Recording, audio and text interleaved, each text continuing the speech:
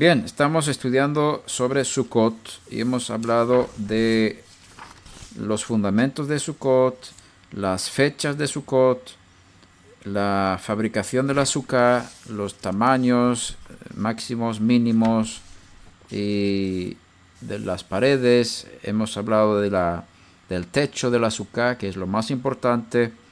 Solamente puede ser hecho de vegetación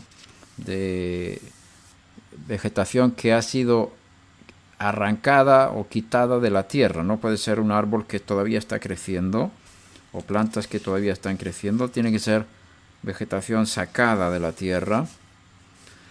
Y hablamos de que tiene que haber una sombra mayor que 50% del techo y algunas otras cosas. En la parte primera de este estudio tenemos toda esa información según el libro de Shulchan Aruch, muy reducido, recopilación de las leyes prácticas según la tradición sefardí, por Rabbi Abraham M. Hassan, Fundación Hasdei Leah,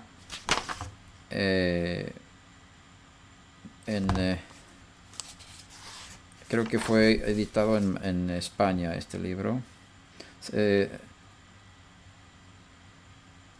Sefardí, estos títulos se pueden adquirir en Jerusalén, Sefardí Israel, Postbox 1987, Jerusalén, o en Madrid, Centro Cultural Hasdei Leah, General Orgaz 5, Madrid.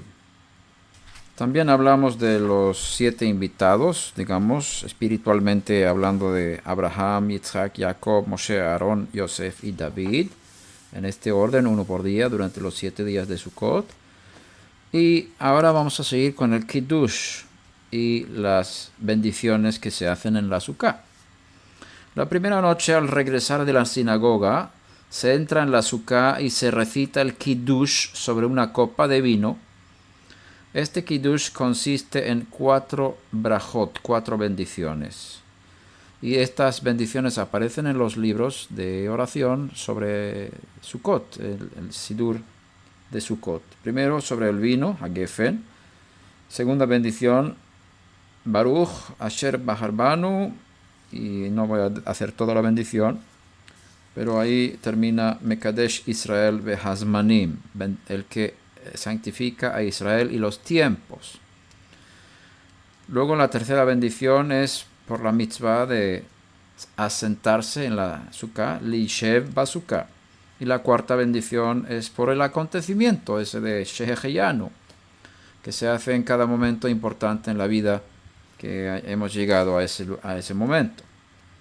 Ahora, para los no judíos tenemos que hablar de eso, y para eso también tenemos este consejo para fijar costumbres para los no judíos.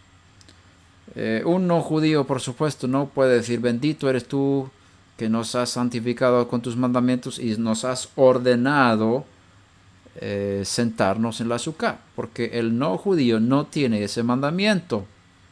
Ese mandamiento fue dado a Israel en Sinaí, los que estaban dentro del pacto de la circuncisión y de Sinaí. Entonces, en ese caso,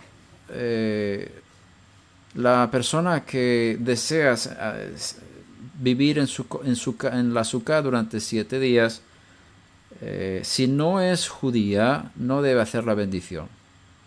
O hacer una bendición similar, pero no para cumplir un mandamiento que es obligante para él, sino cumplir un mandamiento que él toma voluntariamente sobre él, como hemos mencionado anteriormente.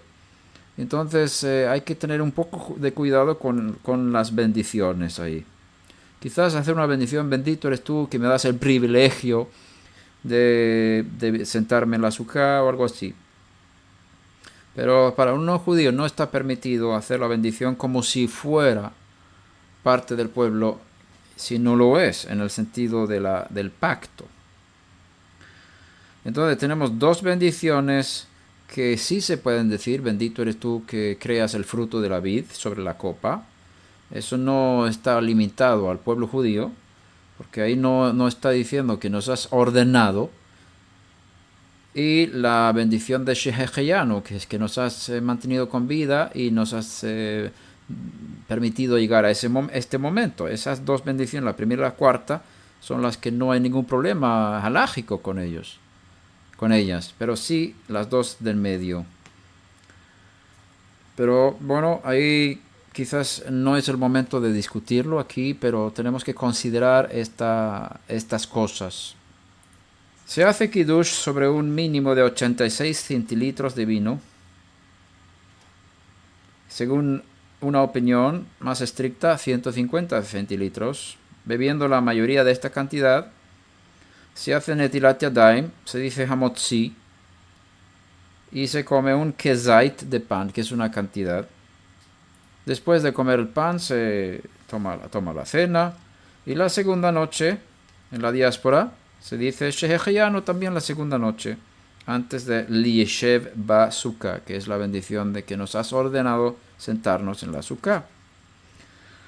En los 5 días de Chol HaMoed en la diáspora, 6 días en Israel, que siguen a los 2 primeros días de Yom Tov, o el primer día de Yom Tov en Israel, no se dice ni Kiddush ni Shehecheyanu en la Sukkah, pero por supuesto en Shabbat se hace Kiddush, como se suele hacer. Pero se recita la braja Liyeshev, es decir, nos has ordenado a sentarnos en la Sukkah. Y se dice esta bendición después de la hamotzi, antes de probar el pan. Es decir, haces la bendición del pan, hamotzi lechem min haaretz, luego leishev basukah en el caso de que eres judío, y luego tomas el pan. Cuando se dice al principio de cada comida la braja leishev basukah, sentarse en la sukkah, que es la braja relativa a la mitzvah de morar en la sukkah, hay que pensar en incluir todo el periodo de estadía en la sukkah hasta la próxima comida. Si se olvidó de decirle Liyeshev Basukah antes de la comida, dirá esta berajá, esta bendición, enseguida que se da cuenta del olvido en medio de la comida o incluso al final. Si se dice la berajá Liyeshev de pie, luego se sienta para comer el pan.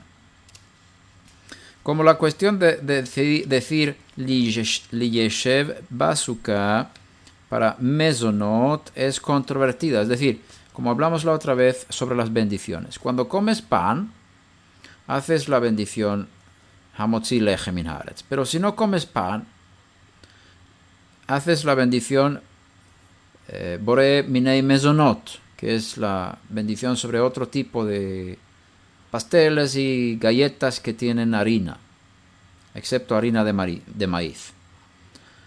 Entonces hay una discusión entre los rabinos si hay que decir la bendición Liyeshev Basukah cuando no comes pan. Entonces, al tener una duda sobre esto, qué es lo correcto, no se dice la bendición de sentarse en la sukkah cuando no comes pan. Pero, por supuesto, se debe comer mezonot en la sukkah, no fuera de la sukkah. Y esto es importante, como la Torah manda que hay que vivir en la sukkah, vas a establecer tu morada en la sukkah durante 7 días. Es tu habitación principal. No es que vayas a visitar la sukkah, tú vas a visitar a tu casa. Vives en la sukkah y visitas a otros lugares, incluyendo tu casa. Esa es la idea que hay que tener. Cuando sales de tu casa, ya no vives en tu casa durante esta semana. Vives en la sukkah. ¿Y cómo muestras que vives en la sukkah? Lo primero es comer ahí. Porque esa es la cosa principal. Comer y dormir, digámoslo así. La mitzvah consiste en residir durante los 7 días de Sukkot en la sukkah, de modo que la sukkah sea nuestro domicilio principal y la casa nuestro domicilio secundario. En particular se tomarán todas las comidas en la sukkah. Está prohibido tomar comidas fuera de la Sukkah todos los 7 días. Hablando de comidas. Si no se come pan o mezonot, que son galletas y otras cosas de harina, se pueden consumir comidas fuera de la Sukkah. Asimismo, se puede comer menos de la cantidad de un kabetzá, que es como un huevo de 54 gramos de pan o de mezonot fuera de la Sukkah. Se puede. Pero hay gente que cuida en no comer nada fuera de la Sukkah porque quieren cumplir este mandamiento con todo su corazón. El que se cuida de comer y beber incluso agua solo en la Sukkah es digno de elogio y seguramente estoy seguro que Hashem le recompensa por honrar el mandamiento de esta forma. Como veis, estoy incluyendo también mis propios comentarios en el texto. Y los que tienen discernimiento saben cuándo estoy leyendo y cuándo estoy hablando de mis comentarios. La primera noche de Sukkot y en la diáspora las 2 primeras noches es obligatorio consumir en la Sukkah un mínimo de un kazait de pan. Kazait es una aceituna. Es una aceituna grande. Y no estamos hablando del tamaño, sino del peso de una aceituna grande. Aun si se está indispuesto o si llueve sin cesar, se tiene que hacer un esfuerzo para comer esta cantidad mínima de pan en el interior misma de la Sukkah. Así que prepárate si está lloviendo. Aunque llueva, come por lo menos un kezait en la Sukkah. La primera noche de Sukkot solo se empieza la cena después de la aparición de las estrellas, cuando cae la noche. ¿Por qué? Porque es el primer día de Sukkot, no se empieza antes. Aunque como está mencionado más arriba, se puede comer sin pan fuera de la Sukkah, es una mitzvah fijar 2 verdaderas comidas por día en la Sukkah. Esa es la regla. 2 comidas que son comidas importantes en la Sukkah por día. Una por la noche y la otra en el día. Durante los 7 días de Sukkot, excepto en Shabbat cuando tienes una extra, que son 3 comidas. Seuda Shlishit. Si llueve, está exento de comer en la Sukkah y puede tomar las comidas en la casa, a excepción de las 2 primeras noches de Sukkot, durante las cuales tiene la obligación, a pesar de la lluvia, de decir Kiddush en la Sukkah, sobre la copa de vino, y de consumir en ella por lo menos un kazait de pan. Se debe también dormir en la Sukkah. ¿Por qué? Porque es la casa principal, es la habitación principal. A menos que el tiempo sea lluvioso o en caso de indisposición. Un enfermo está exento de residir en la Sukkah por motivos obvios. Y aquí puedo decir un paréntesis, hay información antigua sobre Shammai, que obligó creo que era su suegra, a dormir y residir en la Sukkah, y ella estaba enferma. Y Hillel se opuso muchísimo a esta rigidez con la cual él estaba estableciendo la halajá. Y como vimos y como sabemos, la halajá después de la destrucción del templo siguió la línea de Hillel, no la línea tan rígida de Shammai. Entonces tenemos la halajá que dice que si uno está enfermo, está exento de residir en la Sukkah. Por supuesto, todas estas cosas tienen referencias que no voy a mencionar aquí en la Mishnah y la Gemara. Se introduce en la Sukkah a los niños desde la edad de 5 años para iniciarlos en esta mitzvah.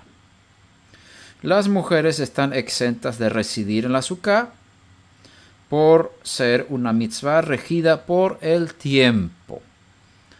Los mandamientos positivos regidos por el tiempo son para los varones judíos. Las mujeres judías no están obligadas a cumplir esos mandamientos, pero las que quieren pueden hacerlo. Y ahí tenemos también una cosa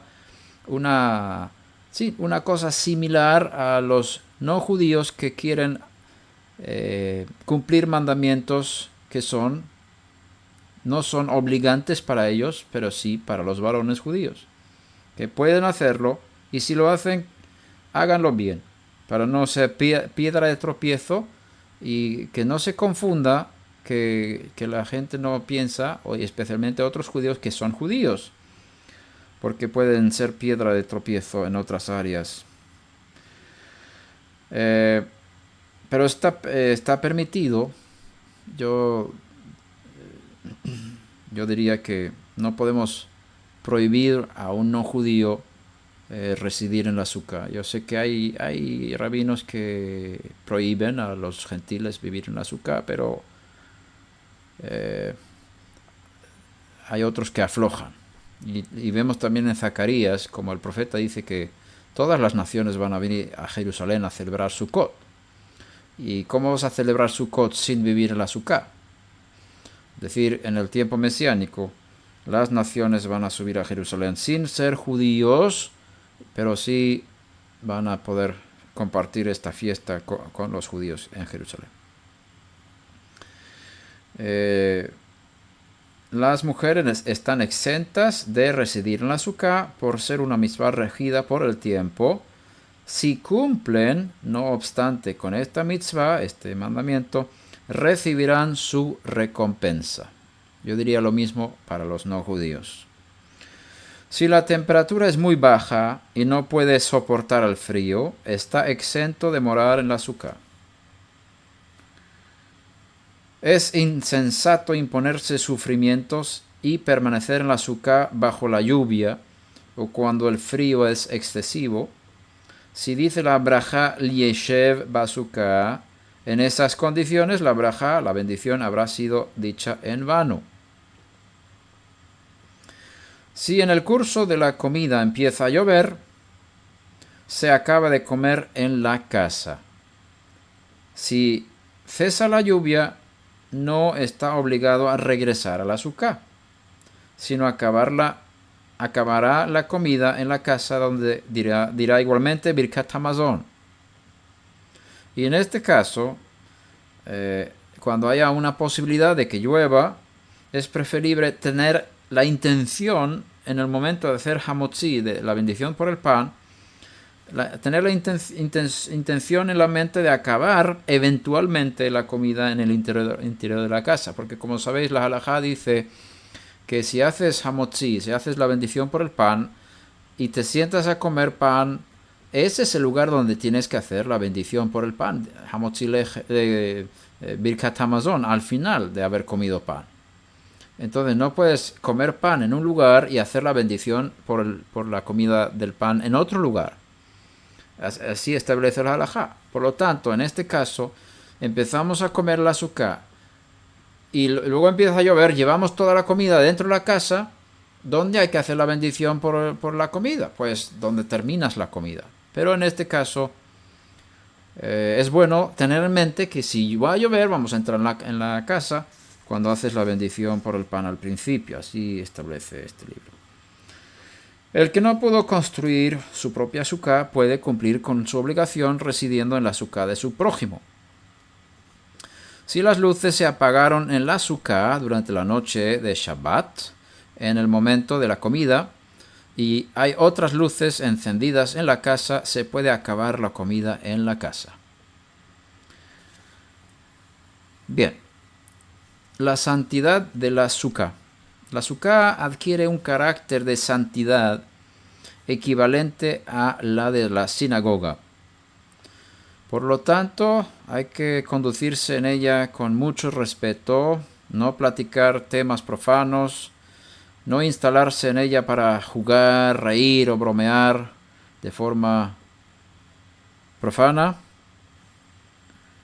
Ni se introduce en la Sukkah utensilios en los cuales se haya cocinado, sino hay que verter el guisado en cacerolas, de la cacerola en una fuente, en algo bonito, para servirlo en la azúcar de esa forma. Y tampoco se enjuaga vajilla, no se lava la vajilla en la azúcar. Se pueden introducir muebles y alfombras en la azúcar y suspender en ella frutas y flores como decoración. Siendo que la azúcar es consagrada a Dios, está prohibido durante toda la fiesta utilizar el sekaj, que es el tejado, o bien las paredes o las decoraciones para un uso personal. Ahora hablaremos de los arba'a minim, las 4 especies. Durante la fiesta, la mitzvah de residir en la sukkah es acompañada de otra mitzvah, la de los arba'a minim, 4 especies, que consisten en tomar en las manos un ramo comprendiendo 4 especies, el lulav, que es una rama de palma, lulav, el etrog, que es una cidra, es un fruto cítrico, que no es un limón, los hadassim, que son 3 ramas de mirto, y las aravot, aravot, son 2 ramas de sauce llorón.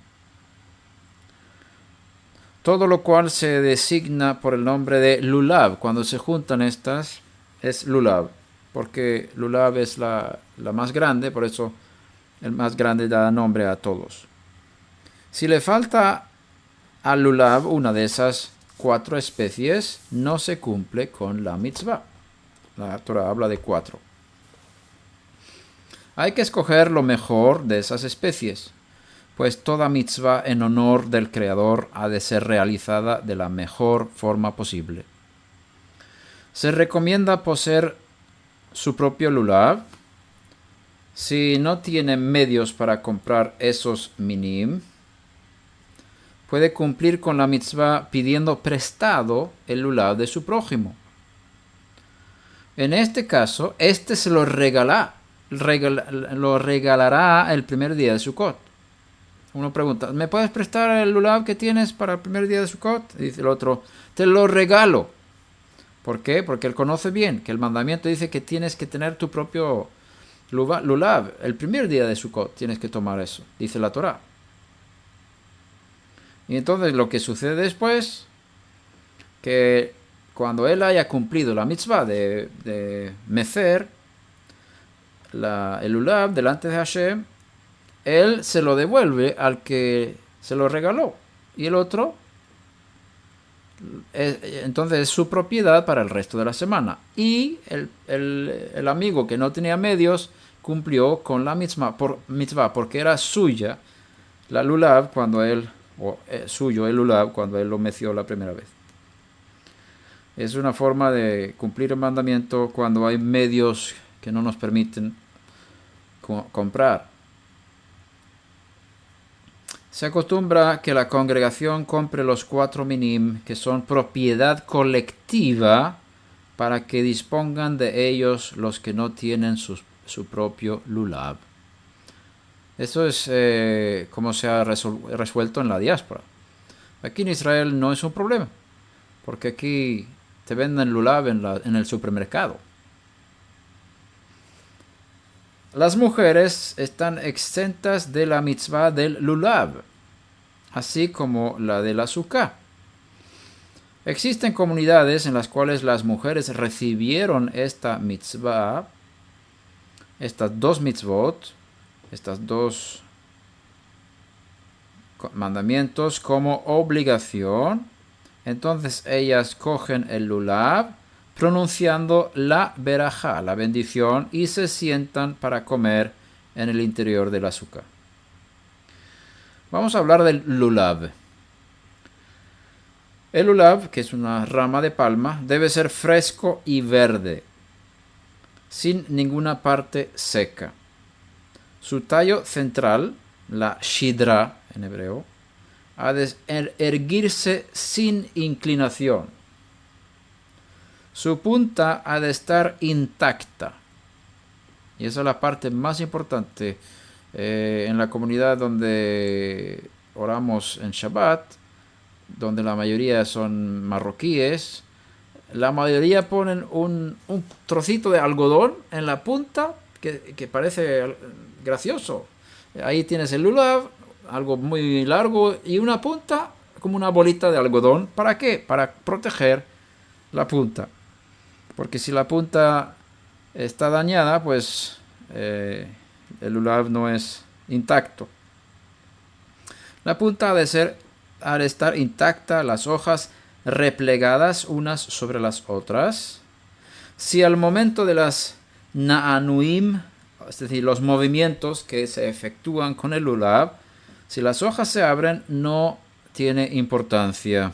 Pero cuando no estás moviendo el lulav, las hojas tienen que estar juntas. El lulav es pasul, no conforme, no apto para cumplir el mandamiento, si sus hojas se abren y se extienden como el abanico.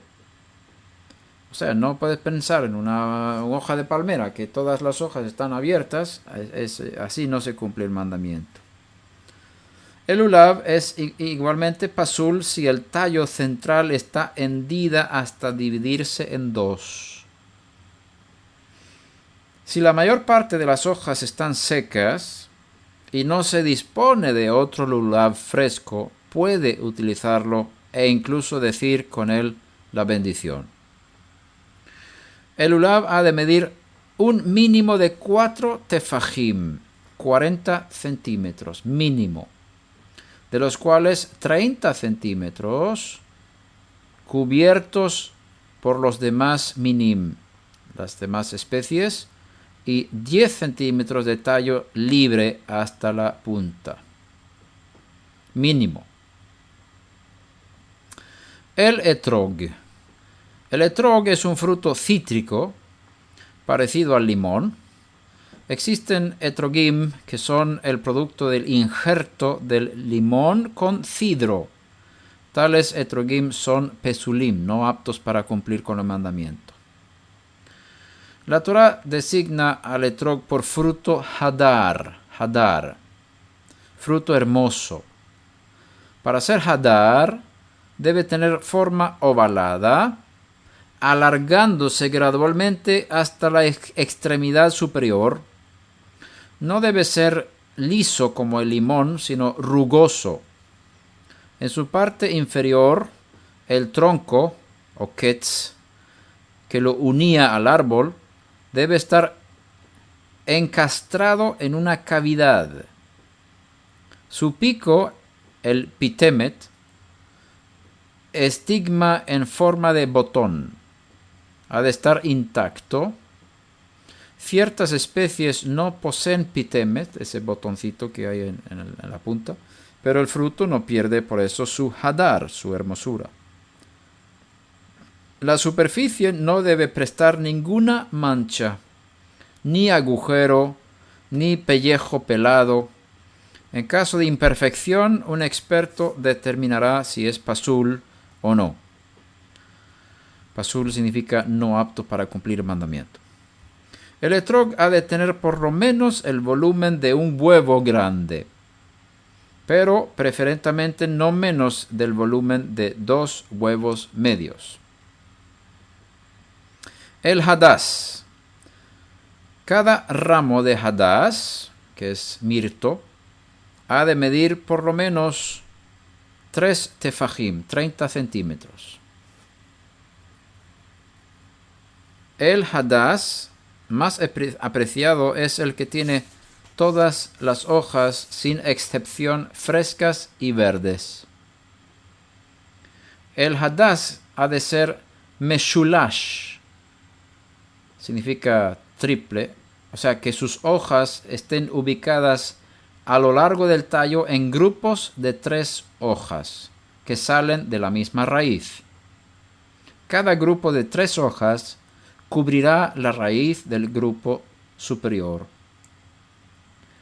Las hojas serán medianas, aproximadamente del tamaño de un pulgar mediano, un pulgar mediano. La punta superior de la rama ha de estar intacta y fresca, ni rota ni marchitada. Si el hadass perdió la mayoría de sus hojas, es pasul. La arabá. Cada rama de arabá ha de medir por lo menos 3 tefajim, 30 centímetros. La arabá más apreciada es aquella cuyo tallo es rojizo y sus hojas largas y estrechas, ligeramente dentadas y aún frescas en el momento de realizar la mitzvah. Estas ramas son las más difíciles, que se caen rápidamente. Entonces, yo he encontrado una buena forma de mantener las frescas todo el tiempo. Si pones el lulav sin el etrog, esa rama de 3 del lulav, hadass y arabá, pones en una bolsa de plástico y colocas eso no en el congelador, en el frigorífico, en el refrigerador, y solamente lo sacas en el momento de utilizarlo. Las hojas se mantienen durante toda la semana y más tiempo todavía. Entonces es una buena forma de mantener la rama fresca.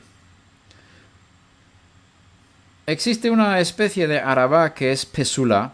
Tiene hojas redondeadas con contornos en forma de dientes de sierra derechos. La arabá es pesula si la punta de su tallo fue cortada, si se secó o si la mayor parte de sus hojas se desprendieron. Muchas veces en las sinagogas, en muchas sinagogas dan aquí servicio de poner hojas de arabá durante la semana de Sukkot, porque la mayoría de las ramas se secan durante un par de días. Entonces la sinagoga se puede reponer al final de la semana para seguir teniendo estas hojas frescas. Pero si lo mantienes así como te dije en la nevera, no va a haber problema. Ahora, si compras un etrog y el etrog es verde, el color verde no se considera como no hadar, aún así se considera un fruto hermoso. Pero si tú quieres un fruto amarillo, que es para mí lo más bonito, y quizás para ti también, me dijeron que hay una forma de que se madure rápido. Entonces, búscate un recipiente de plástico con una tapa que se puede cerrar bien.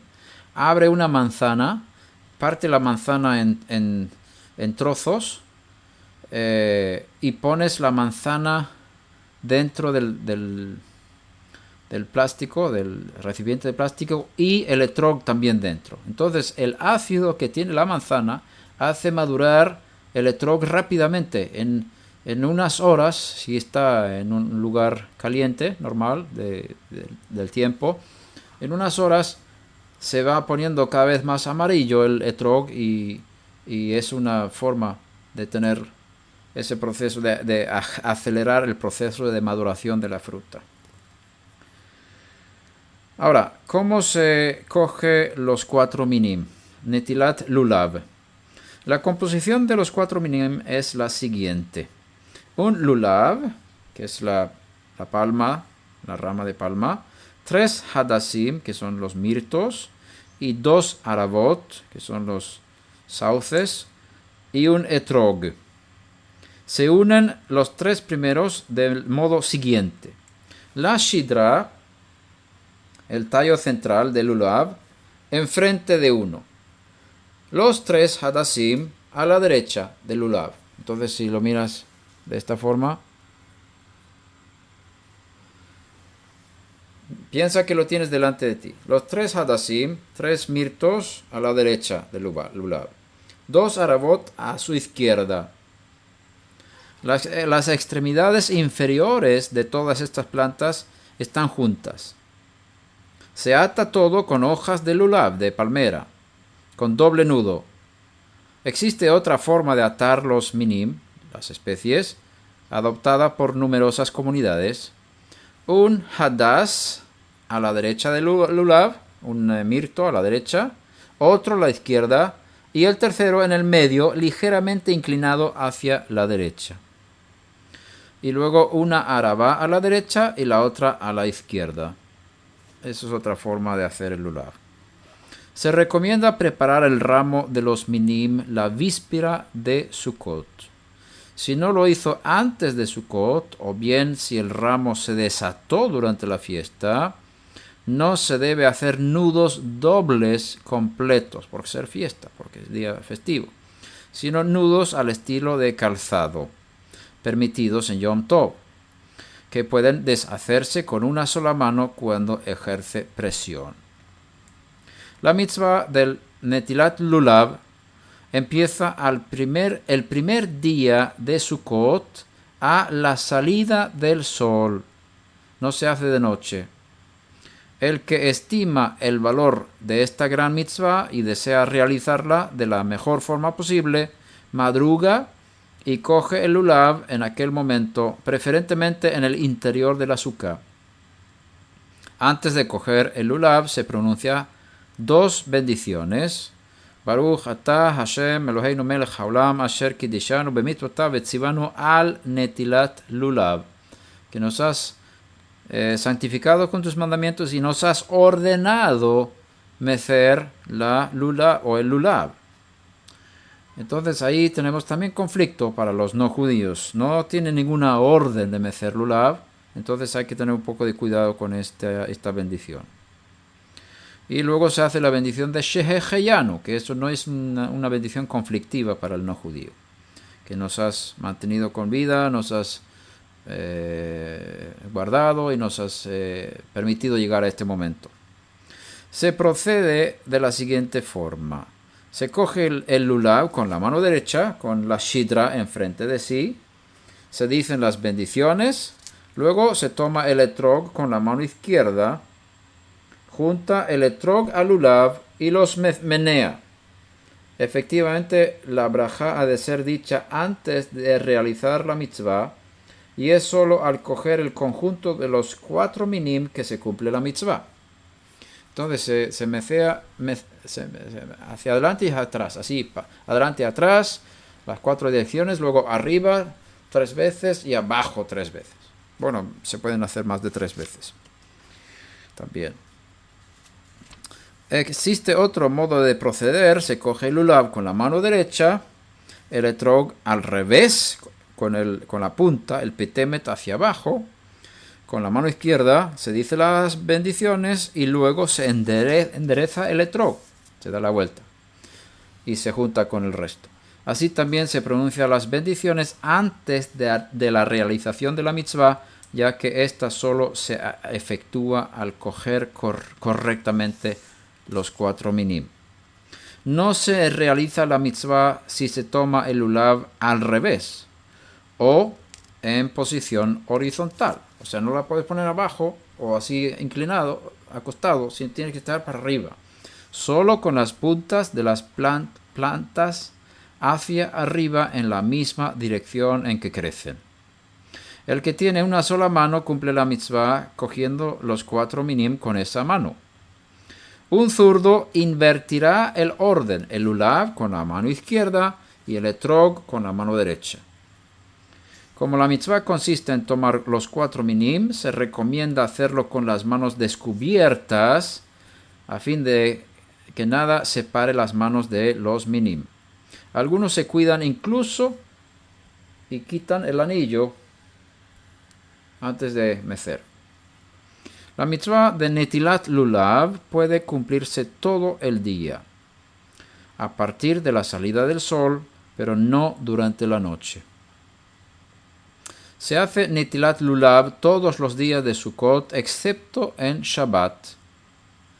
Cada día se dice la misma braja en el momento de realizar la mitzvah, al Netilat Lulav. Solo se dice Shehecheyanu el primer día.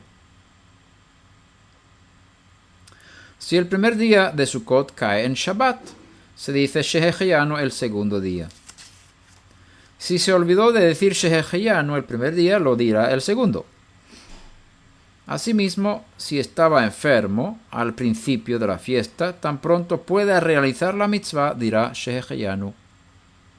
En los lugares en los cuales los 4 minim son raros, la sinagoga consigue por lo menos un juego de 4 minim, de modo que sean considerados como propiedad de todos, puesto que la Torah exige la realización de esta mitzvah el primer día con minim propios.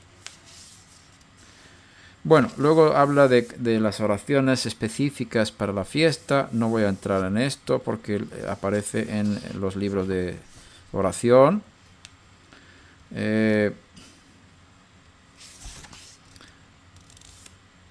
También podemos pasar al Hol HaMoed, que significa la parte profana de la fiesta.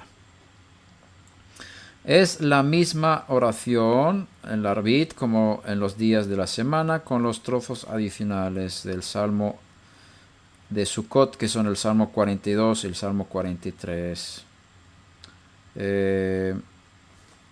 Vamos a ver.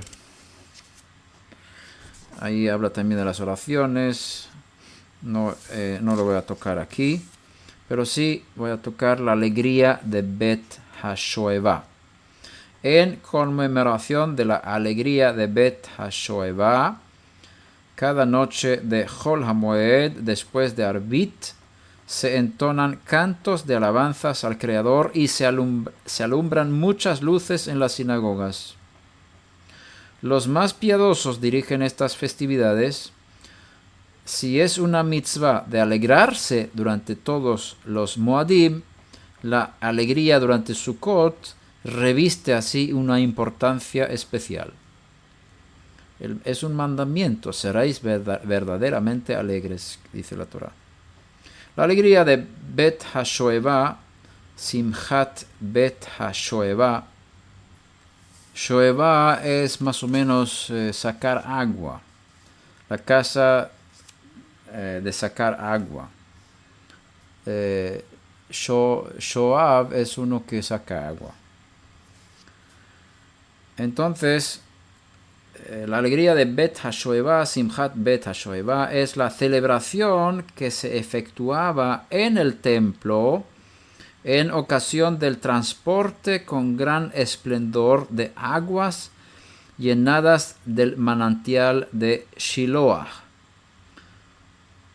destinadas a ser vertidas sobre el altar.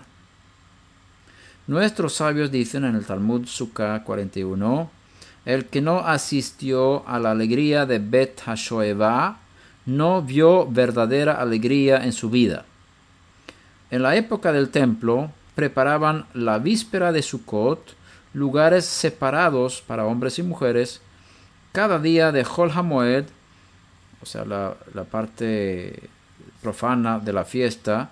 Después del sacrificio diario, las festividades comenzaban y se prolongaban durante todo el día y la noche siguiente. Cada uno expresaba su alegría según sus aptitudes, cantando, bailando, tocando instrumentos musicales, arpa, violín, flauta, etc. Esas exhibiciones de alegría eran solamente del privilegio de personas importantes, los grandes rabinos de las yeshivot y del Sanedrín, los hadasim y piadosos, los hasidim y los piadosos. El resto del pueblo, hombres y mujeres, asistían contemplando y escuchando, según Rambam, fin de leyes de Lulav.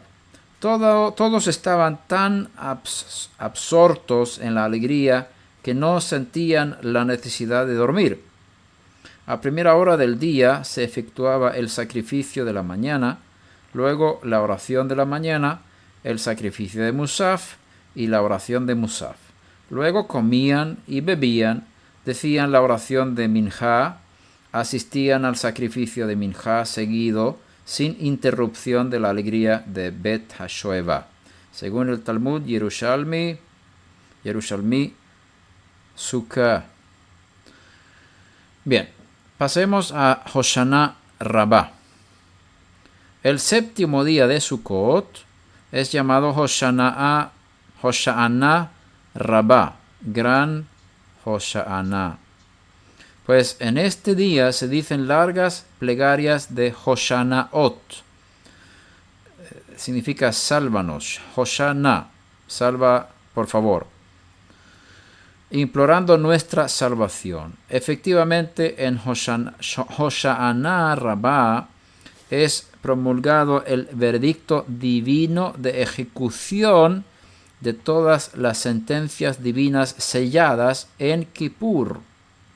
Y hay todavía esperanza de revocación. Además, Hosha'ana Rabbah pone término a la fiesta de Sukkot. Y en este último día es pronunciada la sentencia divina con respecto a la abundancia de lluvias, base de la fertilidad de la tierra y por lo tanto de nuestra existencia material. Aunque Hosha'ana Rabbah forma parte de Chol HaMoed, el día común festivo, con sus oraciones siempre fue considerado así como un Yom Tov. En la noche de Hosha'ana Rabbah se acostumbra a encender numerosas luces. Se ruega con fervor especial y el corazón tornado hacia Dios como en Kippur. Y se suele quedarse despierto toda la noche de Hosha'ana Rabbah para estudiar la Torá. Se lee en particular todo el libro de Devarim. Ese es el quinto libro de Moshe, Rabel. Luego una sección del Zohar y Dara Zotá y todo el libro de Tehilim, los Salmos, en el cual se intercala plegarias de Kippur, invocando ser inscrito definitivamente en el libro de la vida. Bien, luego se habla de Shacharit. No voy a hablar de esto aquí porque está en los libros de Sidur.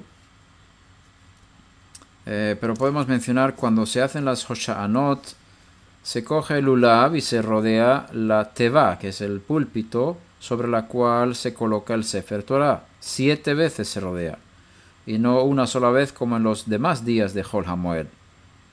Este día cada uno trae a la sinagoga, aparte del Lulav, un manojo separado de 5 ramas de Arabá, que es el sauce. Es una costumbre antigua del tiempo de los profetas, que tiene gran valor religioso. Después de la oración de la mañana se toman las arabot, se golpea con ellas en el suelo, deshojándolas un poco, y se pronuncia una rogativa especial sin berajá, expresando la significación profunda de esta mitzvah. Aunque estas 5 ramas no tienen santidad intrínseca, como fueron utilizadas para realizar una mitzvah, no se deben tirar a la basura. Lo mejor es quemarlas. Algunos suelen suspender las arabot en su casa, al lado de la mezuzá. Se acostumbra quemarlas en la víspera de Pesach con el hametz. Shemini Atzeret es una fiesta de Yom Tov, es decir, festivo, un día rojo, que a pesar de estar unida con Sukkot, es independiente de este. Shemini Atzeret es similar a Shavuot. Tal como Shavuot, fiesta de la Torá, sigue a Pesach, fiesta de la libertad, y la completa, así también Sukkot, fiesta de la alegría, culmina en Shemini Atzeret, que es la fiesta del regocijo de la ley, durante la cual se acaba la lectura de la Torá. Es el único día del año cuando se lee la parashá que no sea Shabbat. La última parashá del año se lee en ese día. En la diáspora, Shemini Atzeret se compone de 2 días. En el segundo día, llamado Simchat Torah, se completa la lectura de la Torá.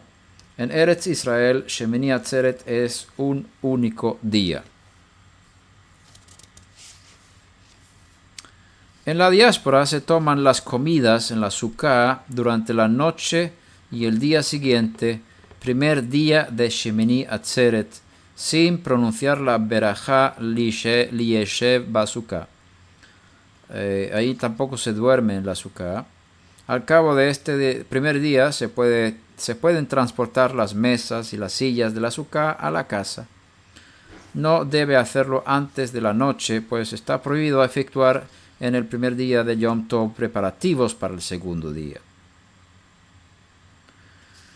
Bien, el primer día de Shemini Atzeret, después de la Haftarah, de la mañana de la oración, se pronuncia la oración de Tikkun HaGeshem, es decir, rectificación de la lluvia, para pedir lluvias beneficiosas.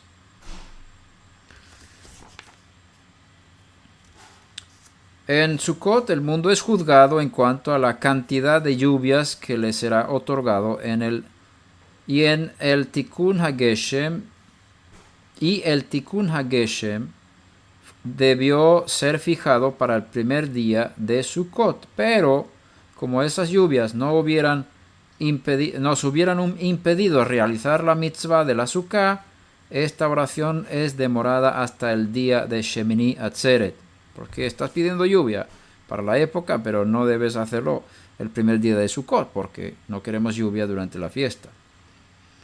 En ciertas comunidades se dice Tikkun HaGeshem inmediatamente antes de Musaf, después del medio Kaddish. Simchat Torah, el segundo día de Shemini Atzeret en la diáspora, es consagrado al regocijo en honor a la Torah, cuya última parashá, Vezot HaBrachá, completamos ese día. Y hay que mantener un espíritu de alegría sin ligereza de espíritu, pero sí estar alegre en su alma.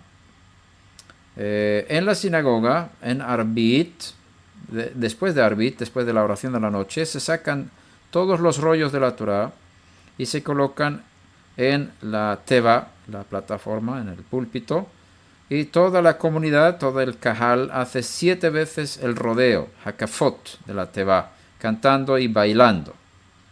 Las hakafot, estas cuando se rodea el púlpito, realizadas con alegría sincera y profunda, son de gran valor y tienen como efecto internalizar la Torah y suscitar una verdadera elevación de la persona. Bien, se dice Kiddush en Simchat Torah, el mismo Kiddush que la primera noche de Shemini Atzeret, con la brajá de Shehecheyanu. A partir de la noche de Simchat Torah ya no se debe comer en la Sukkah, solo se puede utilizar las decoraciones de la Sukkah y los frutos colgados al sekach, en el tejado, después de la salida de la fiesta.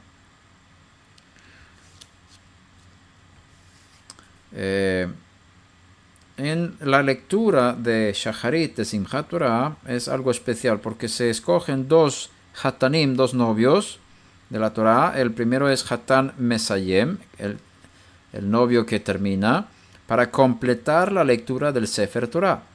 Y el segundo, Hatan Matchil, el novio que empieza, para empezar la lectura de la Torah seguidamente, es Bereshit, ¿verdad? Cuando todos ya subieron a la Torah a partir de Maftir, se llama al Hatan Mesayem. Y hay que decir una cosa, todos los varones en la sinagoga pueden subir a la Torah durante la oración de Shacharit de Simchat Torah. Todos. Y ahí hasta jóvenes que no cumplieron su bar mitzvah son llamados y pueden subir a leer la Torah.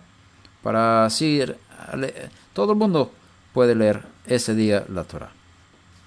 Y después de haber leído todos, se llaman a estos 2, el Hatan de Mesayem, el que termina. Él lee toda la parashá Vezot HaBrachá, que es la última parashá del año, desde el principio hasta el final, sin la menor interrupción, ni siquiera se dice Kaddish. Y luego se llama Hatan Matchil, o también llamado Hatan Bereshit, para leer en el segundo Sefer, en el segundo libro, el principio de la Torah, de Bereshit hasta Asher bara Elohim la Asot, que es capítulo 2, versículo 3, creo que es. Solo entonces se dice medio Kaddish. Y luego se llama al Maftir, etc. Los Hatanim, los novios de la Torah, suelen invitar a sus amigos y conocidos para festejar el acontecimiento. Bien, esta es una pequeña revisión, introducción a las leyes de Sukkot. Y quiero volver a insistir en que los no judíos no están obligados a cumplir todas estas leyes, pero pueden cumplir muchas de ellas por voluntad propia. Adelante. Okay. Preguntas. Cuando se hace un llamado a que todos participen de lectura de la última parashá en Simchat Torah, ¿cómo hacen para hacerlo más práctico? Porque una comunidad con 100 hombres, niños, por decirle algo, puede tomar toda la noche. No, es la mañana. ¿Cómo hacen para es la mañana. Sí, la mañana, puede tomar toda la mañana. ¿Cómo hacen para moverlo de una forma más práctica? La Sí, eso no leen todo, leen una pequeña parte, unos versículos nada más de la parashá semanal. ¿Cuántos versículos? ¿Uno? Vamos a ver. Porque Cada uno hace la bendición y se lee. Se repite el pasaje Ule Asher Amar hasta U Vegaavto Shehakim. Son los 3 versículos de Deuteronomio 33, 24 hasta el versículo 26. Son estos 3 versículos que se repiten hasta que todos puedan leer. Entonces cada uno que sube, si hay 100 hombres en la sinagoga, cada uno que sube hace la bendición, se leen esos 3 versículos, hace la bendición final y vuelve. Y luego sale otro y se leen los mismos versículos una y otra vez. 3 versículos. O sea, entonces no se lee toda la parashá esa No. Solo esos versículos. Solamente esos versículos cuando se hace en el momento de abrir para que todos puedan leer la Torah. Pero normalmente tienes la lectura normal, sacas los lectores. Son 5 lectores que van leyendo toda la parashá. Y luego, entre esos, después de los 5 lectores, cada uno puede leer de la Torah. Y esos son los 3 versículos que se leen repetidamente hasta que todos hayan leído la Torah. Después de todo eso, se saca el Hatan Mesayem, para leer toda la parashá de nuevo. Y después el Hatan Bereshit lee la primera parte de Bereshit, primer capítulo hasta el capítulo 2, versículo 3. Esa es la costumbre. Sí, Algo así. también se puede hacer como dices, que se puede sacar un grupo. A veces se hace con los niños. Que vengan todos los niños, que son menos de 13 años, ¿no? Y ahí se ponen todos los niños y uno que es el papá en ese momento para todos esos niños.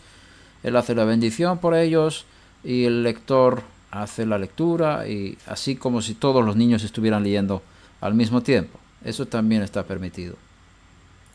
Os deseo una fiesta maravillosa en Sukkot y que el espíritu de Mashiach os acompañe. Acordaos de que los 2 últimos días tiene, espiritualmente hablando, una visita de Yosef y de David, y eso también simbolizan los 2 papeles más importantes, los papeles de Mashiach ben Yosef, Mashiach ben David.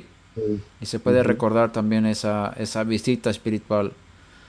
Y también acordarse del último y gran día de la fiesta, que es el 7º día de Hoshana Rabbah, de Sukkot, cuando Yeshua habló del Espíritu, que el que tiene sed, que venga a mí y beba. De su interior correrán ríos de agua viva. Y eso es bien interesante, ese texto de Juan capítulo 7. Se puede leer también en relación con esta fiesta. Que Hashem os bendiga, os prospere y que tengáis una fiesta alegre. Shalom. Gracias.